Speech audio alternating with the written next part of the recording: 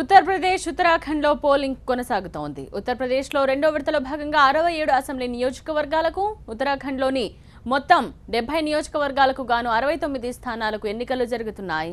ఒక్క స్థానంలో అభ్యర్థి మరణించడంతో అక్కడ పోలింగ్ వాయిదా పడింది. పశ్చిమ యూపీలోని ఫిలిభిత్, బిజ్నోర్, మొరాదాబాద్ తదితర 11 జిల్లాల్లో ఉన్న 67 నియోజకవర్గాలకు పోలింగ్ జరగనుంది. యూపీలో 720 మంది అభ్యర్థులు బరిలో ఉండగా బర్హాపూర్ నియోజకవర్గం నుంచి అత్యధికంగా 22 మంది అభ్యర్థులు పోటీ పడుతున్నారు. మరోవైపు ఉత్తరాఖండ్లోని 69 అసెంబ్లీ స్థానాలకు మొత్తం 628 మంది అభ్యర్థులు పోటీ పడుతున్నారు. యూపీలో మొత్తం 2,28,00,000 మంది ఓటేయనుండగా అందులో 1,04,00,000 మంది మహిళా ఓటు, 74 లక్షల మంది ఓటర్లు తమ ఓటు వేస్తున్నారు.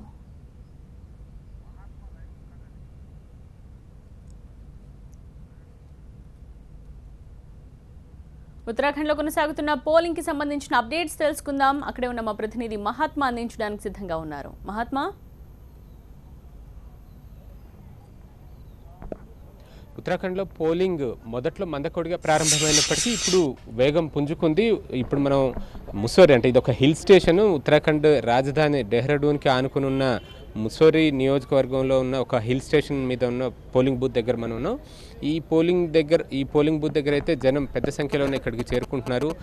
నడవలేని వారి కోసం ఇక్కడ ప్రత్యేకమైన ఏర్పాట్లు కూడా చేశారు. మోటార్ బైక్స్ ద్వారా ఈ పైకి ఎక్కించడం కోసం, ఎందుకంటే ఇది కొంత ఎత్తైన ప్రాంతం మీద ఈ పోలింగ్ బూత్ని ఏర్పాటు చేశారు కాబట్టి వృద్ధులు, నడవలేని పరిస్థితుల్లో ఉన్న వికలాంగులు వీరందరినీ తీసుకురావడానికి ఇక్కడ కొన్ని ప్రత్యేకమైన ఏర్పాట్లను చేశారు. ఇప్పుడే ఓటర్లంతా కూడా ఈ పోలింగ్ బూత్కి చేరుకుని తమ ఓటు హక్కు వినియోగించుకునేందుకు ప్రయత్నిస్తున్నారు. తొలి 2 గంటల్లో మాత్రం చాలా తక్కువ పోలింగ్ శాతం నమోదైంది. కేవలం 12%, అంతకంటే తక్కువే నమోదైనట్టుగా తెలుస్తుంది.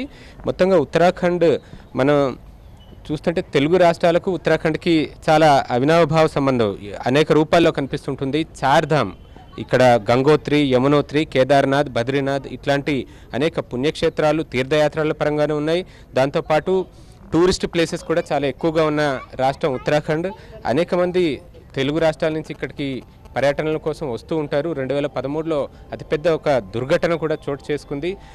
ఆ తర్వాత జరుగుతున్న ఎన్నికలు, ఈ ఎన్నికల మీద ఆనాటి దుర్ఘటన ప్రభావం ఎంత మేర ఉంటుంది, ఆ తర్వాత చోటు చేసుకున్న నోట్ల రద్దు ప్రభావం ఎంత మేర ఉంటుంది, ఇదంతా కూడా మనకు కనిపిస్తుంది. ప్రస్తుతం ఈ బారులు తీరిన ఓటర్లే ఉత్తరాఖండ్ అంతటా కనిపిస్తున్నారు. ఇక్కడున్న 70 అసెంబ్లీ స్థానాలకు గాను ఒక కర్ణప్రయాగ్ అసెంబ్లీ నియోజకవర్గం మినహాయించి మిగతా 69 స్థానాలకు ఈరోజు పోలింగ్ జరుగుతుంది.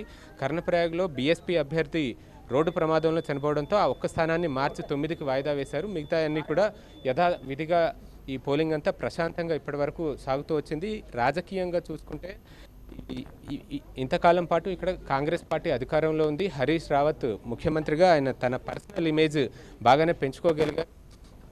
అటువంటి వ్యక్తి ఇప్పుడు బీజేపీ అతని మీద ప్రధానంగా అవినీతి ఆరోపణలు చేస్తూ వస్తుంది. ఇది దేవభూమిగా చెబుతూ ఉంటారు. దేవభూమిని పూర్తిగా లూట్ భూమిగా మార్చారు అని ప్రధాని నరేంద్ర మోదీ ఇక్కడ ఏర్పాటు చేసిన ఒక సభలో చేశారు. ఇట్లాంటి పరిస్థితుల్లో ఈ కాంగ్రెస్ పార్టీ మరొకసారి విజయాన్ని కైవసం చేసుకోవడం కోసం తీవ్రతరంగానే ప్రయత్నిస్తోంది. అయితే మొత్తంగా ఉత్తరాఖండ్ ఎన్నికల ప్రభావం యావత్ మొత్తం ఈ ప్రధాన పార్టీలకు, బీజేపీకైనా కాంగ్రెస్ పార్టీకైనా అత్యంత ప్రతిష్టాత్మకంగా మారిందని చెప్పుకోవచ్చు. ఎందుకంటే పోటీ ప్రధానంగా ఈ 2 పార్టీల మధ్యనే ఉన్నప్పటికీ ఈ 2 పార్టీలని ఒక కామన్ సమస్య వేధిస్తుంది. అది రెబెల్ అభ్యర్థులు.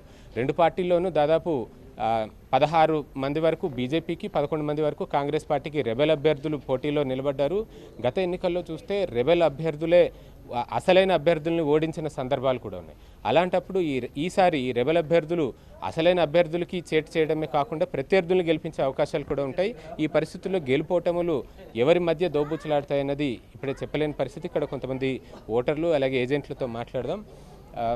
ఇస్ బార్ किस मुद्दे पर ये चुनाव चल रहे हैं? मेन मुद्दा है पार्टी का उत्तराखंड में डेवलपमेंट नहीं हो रहा है, बिल्कुल भी। बीजेपी आती है कोई डेवलपमेंट नहीं, कांग्रेस आती है कोई डेवलपमेंट नहीं। बहन जी ने हमको 70 सीट पे निकाला है, 70 सीट पे हम लोग इलेक्शन लड़ रहे हैं और बीएसपी आ रहा है। बीएसपी इस बार ऊँट हाथी जो है पहाड़ पे चढ़ रहा है। ठीक है। सो ఇక్కడ ఓటర్లు అయితే ఒక్కొక్కరు ఒక్కో రకమైన మనోగతాన్ని వ్యక్తం చేస్తున్నారు. తొలిసారిగా ఈసారి బహుజన్ సమాజ్ పార్టీ కూడా ఈసారి తన పట్టుని పెంచుకోవడం కోసం నిజానికి ఉత్తరాఖండ్లో ఎప్పుడు కూడా పెద్దగా ప్రభావం లేనప్పటికీ మైదాన ప్రాంతాల్లో ఉధమ్ సింగ్ నగరు అలాగే హరిద్వార్ రూరల్ ఇట్లాంటి ప్రాంతాల్లో బీఎస్పీ సాంప్రదాయ ఓటు బ్యాంకు కొంతమంది ఉన్నారు. అట్లాంటి చోట కొన్ని సీట్లను గెలుచుకుంటూ వచ్చేది. కానీ ఈసారి అంతకంటే ఎక్కువ సీట్లను గెలుచుకుని కొంత మెరుగైన ఫలితం కనిపించాలని, తద్వారా ప్రధాన పార్టీలకు పోటీ ఇవ్వడం ద్వారా నిర్ణయాత్మక శక్తిగా మారాలన్నది ఆ పార్టీ వ్యూహంగా కనిపిస్తుంది. ఏదేమైనా ఇక్కడ మాత్రం ప్రధానమైన పోటీ కేవలం బీజేపీ, కాంగ్రెస్ ఈ రెండు పార్టీల మధ్యనే ఉంది. ఇంకా ఉత్తరప్రదేశ్ సెకండ్ ఫేజ్ పోలింగ్ చూసుకుంటే అక్కడ 67 స్థానాలకు పోలింగ్ ఇప్పటికైతే ప్రశాంతంగా జరుగుతుంది. అక్కడున్న పోలింగ్ స్టేషన్లలో కొన్ని సమస్యాత్మకమైన పోలింగ్ స్టేషన్లు చాలా ఎక్కువగా ఉన్నాయి. ఎందుకంటే ఆ ప్రాంతాల్లో గతంలో అల్లర్లు చోటు చేసుకున్నాయి, మత ఘర్షణలు చోటు చేసుకున్న ప్రాంతాలు ఇప్పుడు ఈ సెకండ్ ఫేజ్లో కవర్ అవుతున్నాయి. అట్లాంటి చోట అదనపు పోలీస్ బందోబస్తును ఏర్పాటు చేసి పోలింగ్ ప్రశాంతంగా సాగేలాగా చేస్తున్నారు. మొత్తానికైతే ఈ రెండు చోట్ల కూడా ఉత్తరాఖండ్ రాష్ట్రం అంతటా చాలా ప్రశాంతంగా పోలింగ్ సాగుతోంది. అదే సమయంలో ఉత్తరప్రదేశ్ సెకండ్ ఫేజ్లో ఉన్న 11 జిల్లాల పరిధిలో 67 స్థానాల్లోనూ ప్రశాంతంగానే పోలింగ్ సాగుతోంది. Thank you Mahatma.